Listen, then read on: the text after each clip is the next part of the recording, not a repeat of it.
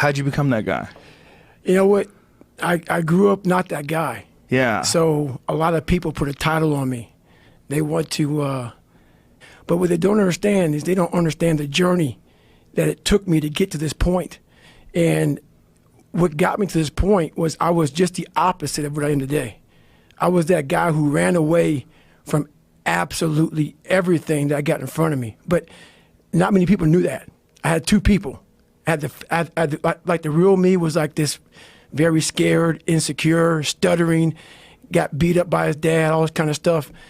And then I built this fake person that walked around like my shit didn't stink, you know?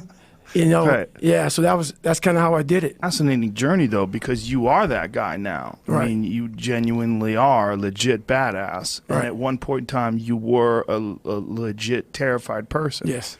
So what was the process? Like, how did you step forth? I'll never forget this. In my mind, I was always afraid. My whole life I was afraid, but I had this fucking voice, this conscience that would always be battling me, saying, hey, you got to get up and do something. I didn't want to do shit. You know, I was just afraid, but that voice would force me to get up. So when I went to school, I was all kind of, you know, my learning disability, I had social anxiety. I was just a jacked up kid from living in this tortured home. From the outside looking in, we lived in an all-white neighborhood, and then we would travel to the ghetto of Buffalo, New York, where the skating rink was at. So we worked around mostly blacks, and I lived around mostly whites. But no one knew what was going on in that house on 201 Paradise Road. You know, it's crazy. But my mom got courage to finally leave him when I was about 8 years old. We moved to a small town in Brazil, Indiana, and that's when the real war started for me. And I wanted to be an Air Force pararescueman. It's guys that jump out of airplanes and save down pilots. It's a special operator in the Air Force. And my score was so horribly low that I'd retake it again. And he said, hey, I got like an 18 the second time, even worse. I need to get a 50 out of a 99. And so my mom and I, for a while, we lived in the government subsidized apartments, $7 a month, and also food stamps. And we slowly moved up to a $230 a month place. But at the time, we were pretty poor. But my mom afforded enough money for me to go to see a tutor one hour a week. So for 4 hours a month, and I had 6 months to study for my last test. I could only take the ASVAB test, the ASVAB test 3 times. And there's only 1% African Americans in special operations. And I didn't know anything about African, like a lot of them are negative buoyant, which I am, because of the bone density. I struggled. But 6 weeks into the program, there was about 25 guys left out of about 150. I was there, and I didn't go to sleep for 6 weeks of the program. And I wanted to quit so badly, but I quit everything in my life. I copied through school. I wanted to prove people wrong.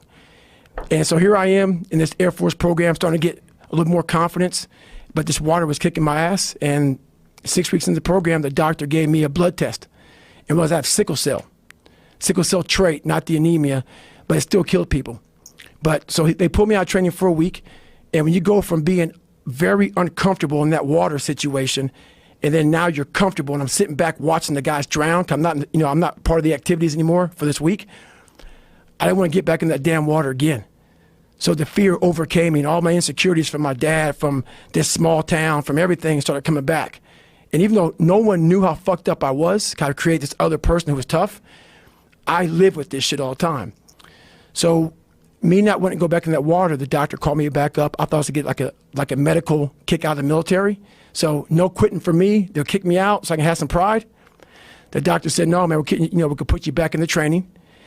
And I was like, fuck. But after a week, I'm like, you know what? I missed 1 week. There's only 3 weeks left. There's a good chance, I could tough this shit out and go on. But I went back to the CO and the commanding officer of the program, and the sergeant said, hey, you got to start from day one because you missed, that week of training. And I broke. I couldn't imagine going back through that again. So I made up a lie. And I said, man, the sickle cell thing is really scaring me. It was the fucking water. It wasn't sickle cell. And I pretty much quit. Even though they gave me a medical, I quit. So from the age of 19 to the age of 22, I went and did a job called TAC-P, where you control fast movers behind enemy lines. Cool job, but there's no water. I was afraid of the water, so I avoided it. And I gained 125 pounds in that time frame. I went from 175 to almost 300 to 297 was my heaviest. And I started finding things that was comfortable. And the more things I found comfortable, the more uncomfortable my mind was. Because that voice I was telling you about, it always was there. I was just trying to avoid that conscience. I wanted to be left alone from that conscience, and it wouldn't leave me alone. So I got out of the Air Force, and I started working for a job called Ecolab, where you spray for cockroaches at 24, and spraying at different Steak and Shakes, Red Lobster, whatever, from 11 o'clock at night to 7 o'clock in the morning. And what changed, I came home and watched this Discovery Channel show, Class 224. I came home from Steak and Shake. I sprayed it down last, get a big old large 42-ounce shake, walk across the street and get a box of mini donuts from 7-Eleven, and I would drive home for 45 minutes. This big old fat guy who, yeah, I worked out, but I was fat. I didn't run, didn't PT, I just hit the gym. So driving home, turn the TV on, and what comes on, Discovery Channel show, and that's where everything changed for me. I was taking a shower, I walked out, heard these guys, and I watched the show, and it made me reflect big time on the piece of shit that I am, and I'm exactly what people said I was going to be. So